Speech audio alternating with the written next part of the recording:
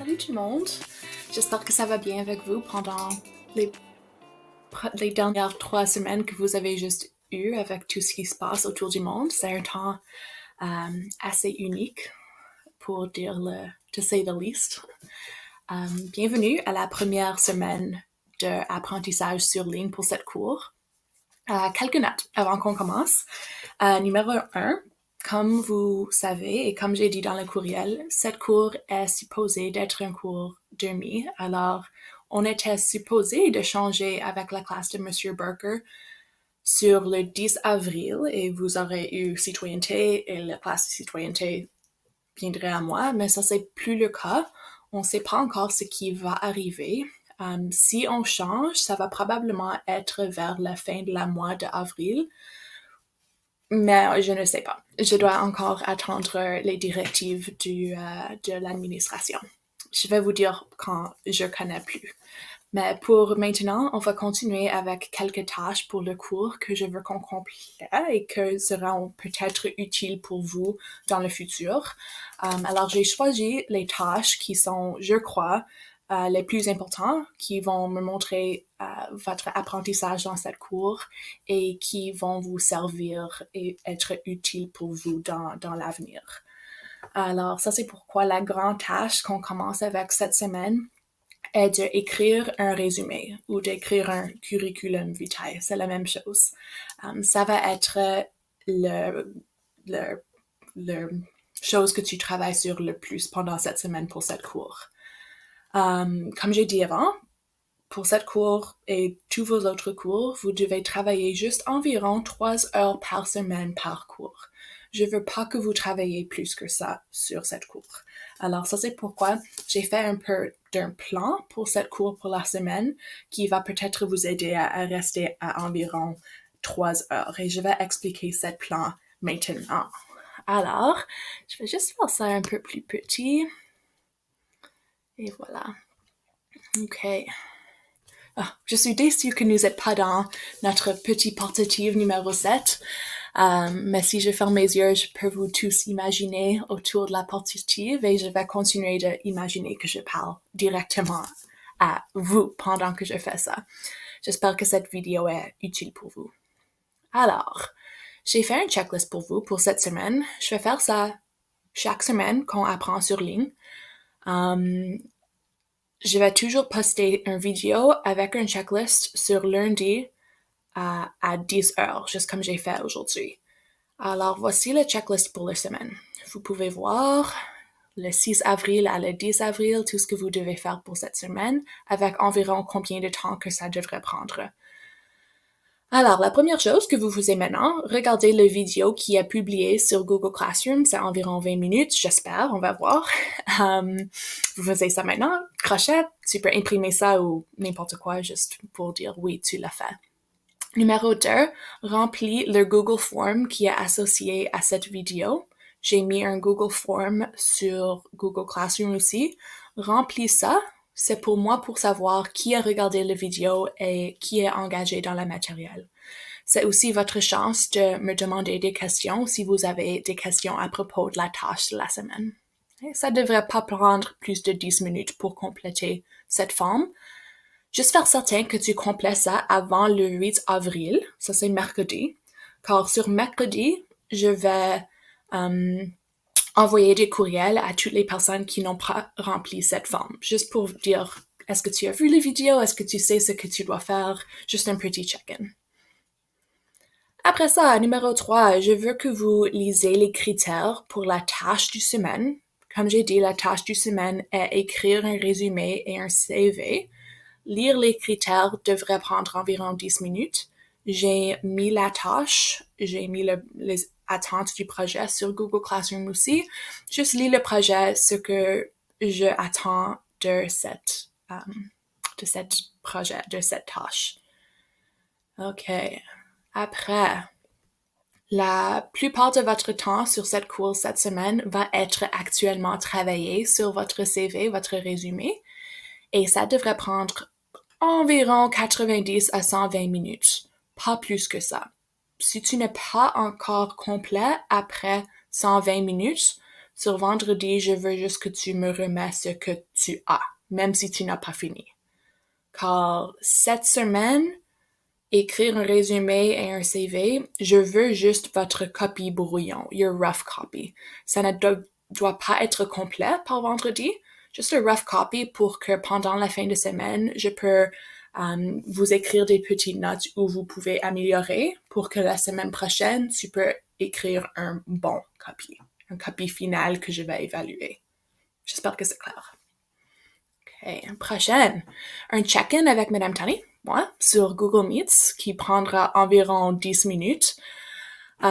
Si moi je vais être sur ligne sur Google Meets de 2h à 4h sur jeudi, le 9 avril, si ce temps ne fonctionne pas pour vous, juste envoie-moi un courriel pour me dire que tu peux pas, le temps ne te convient pas et que envoie-moi un courriel expliquant ce que tu as fait pendant cette semaine, comment tu as travaillé.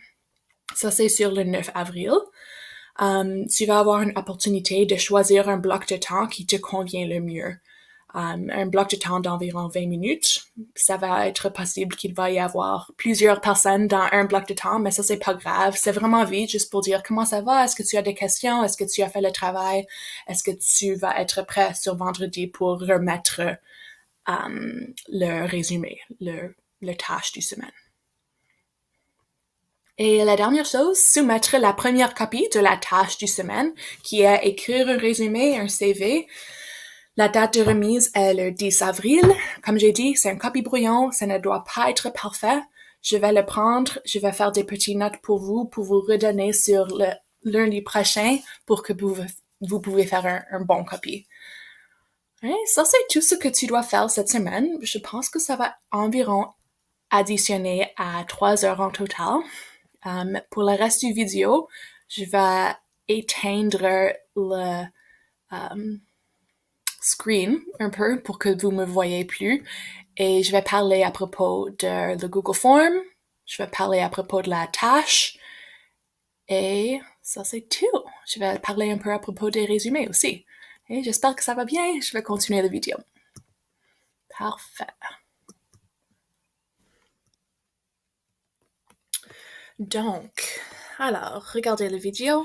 Tu fais ça maintenant. Remplir le Google Form. Alors, sur Google Classroom, tu vas avoir la chance d'ouvrir un questionnaire. Ça va regarder comme ça. C'est un Google Form. C'est assez simple. Ça va prendre pas de temps. Tu juste écris ton nom. As-tu regardé la vidéo? Oui. Quelle est la tâche de la semaine? C'est ça. Est-ce que les instructions étaient claires? Oui, un peu. Non. On va dire un peu. Quel temps te convient pour avoir un rendez-vous sur Google Meets avec Madame Tani? Sélectionnez un temps.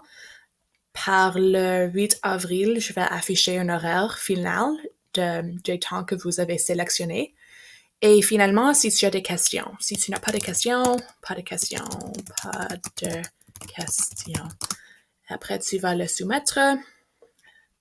Your response has been recorded. Fantastique. Et après moi, ça va être bien. Je peux voir toutes vos réponses et voir que les personnes ont actuellement regardé cette vidéo. Ça va être très utile.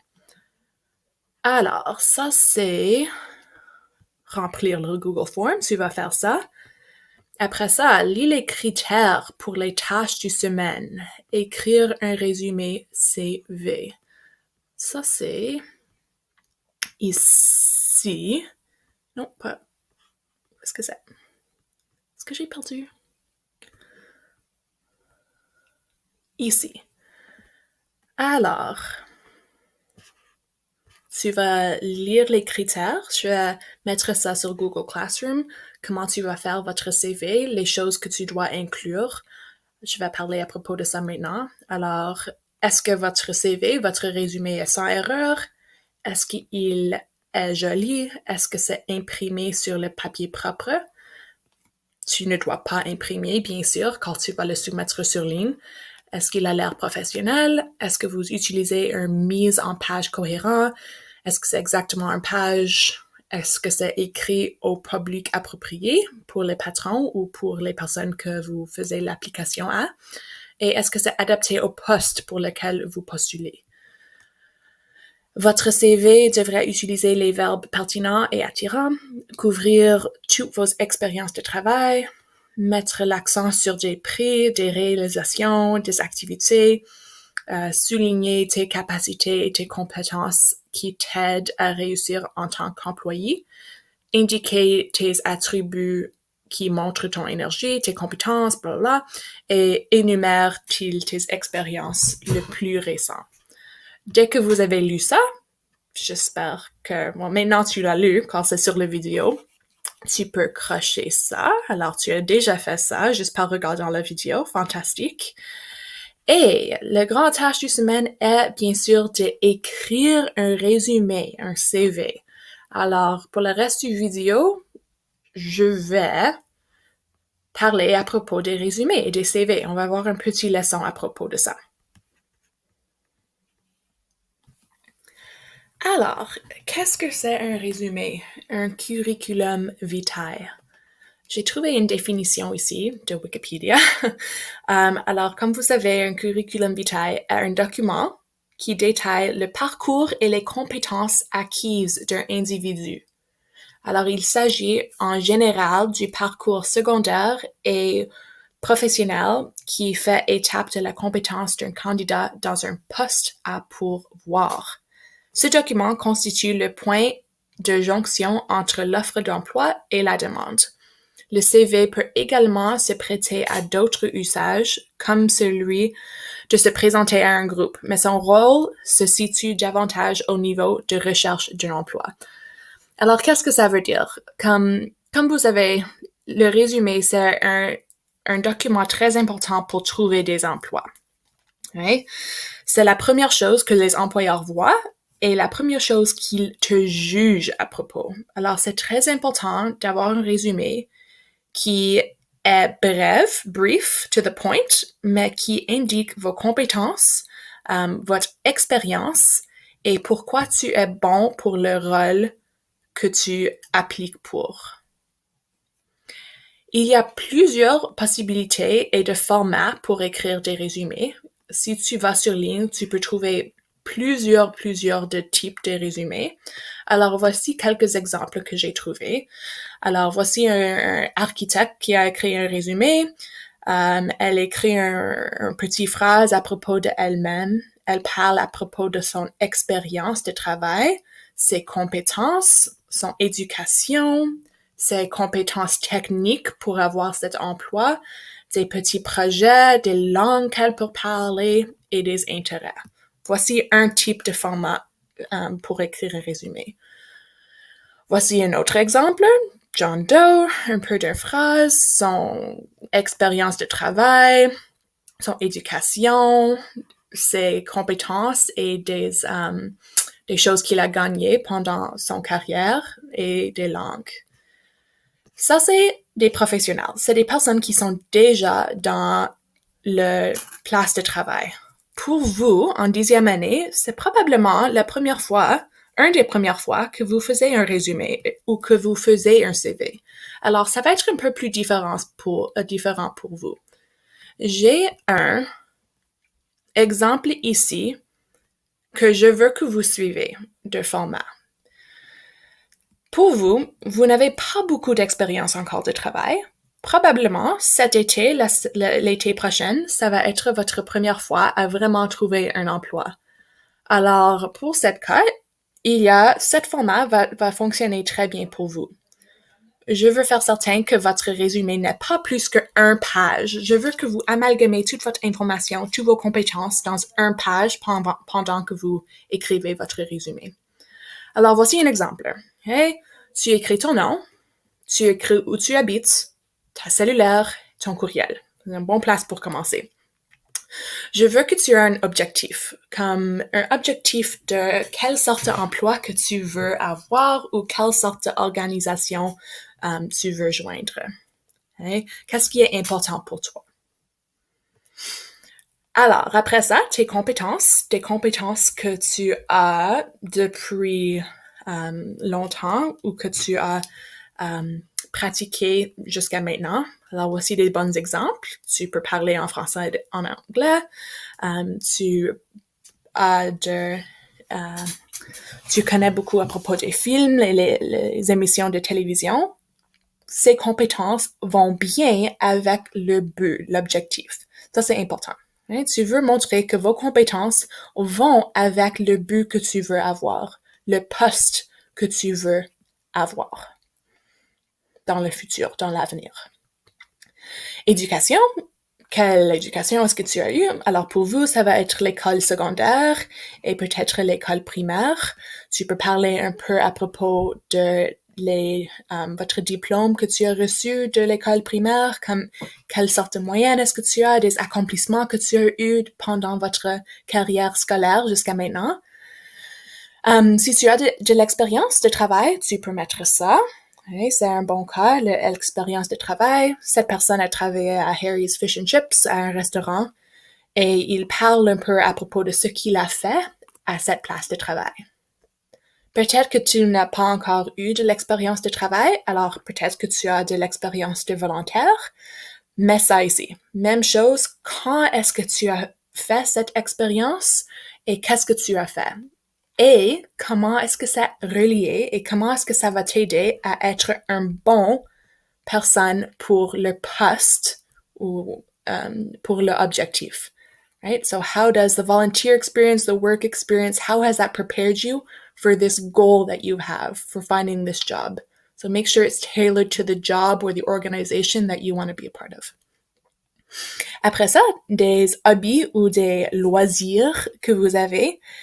Alors, si tu es intéressé dans la musique, des films, des sports, des clubs, qu'est-ce que tu es parti d'eux? Et ça, c'est une bonne chose pour mettre sur des curriculum vitae, car ça montre aux employeurs que tu as des intérêts hors de la travail, que tu as des passions, que tu es quelqu'un qui est très balancé.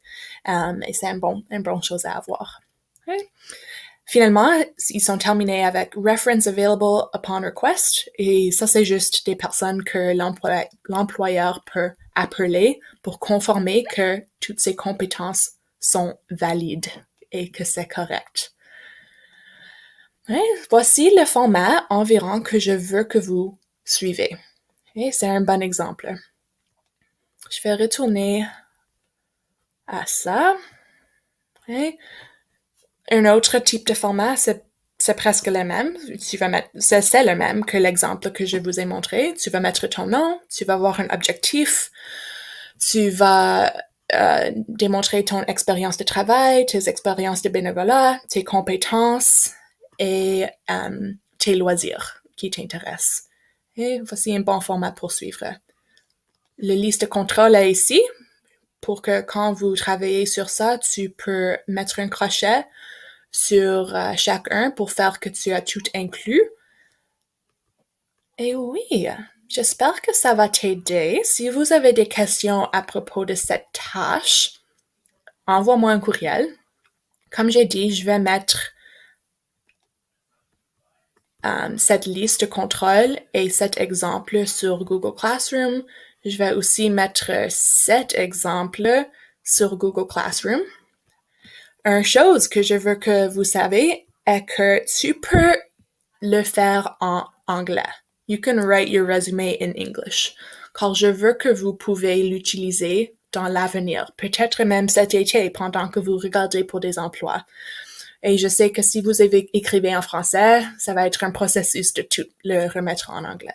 Alors, c'est correct pour cet projet de l'écrire en anglais. OK? Parfait. Ça, c'est la tâche pour la semaine. Vous faisiez quelque chose un peu comme ça. Suivez cette format. Et j'espère que ça va être...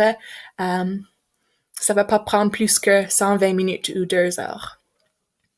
Et parfait. Alors, travail sur la tâche du semaine, écrire un résumé, un CV, check. Check-in avec Mme Tony sur Google Meets. OK, alors tu vas faire ça sur jeudi. Si tu peux pas check-in sur jeudi, fais certain que tu m'envoies un courriel. Et finalement, soumettre la première copie de la tâche du semaine, écrire un résumé ou un CV. La date de remise, le 10 avril. Cet vendredi, envoie-moi ce que tu as. Ça devrait regarder un peu comme ceci. Envoie-moi ça et moi je vais faire des notes pendant la fin de semaine à propos de ce que tu peux améliorer pour la semaine prochaine, pour votre copie finale. Oui? OK, j'espère que ça vous a aidé et que ça a été assez clair pour vous. Je vais mettre tout ça sur Google Classroom. Vous savez que vous pouvez m'envoyer des courriels et je vais terminer ça juste là. OK? Au revoir tout le monde. J'espère que vous avez une bonne semaine de travail, que vous restez en bonne santé, vous êtes content, positif. Et oui, bonne semaine. À la semaine prochaine. Au revoir.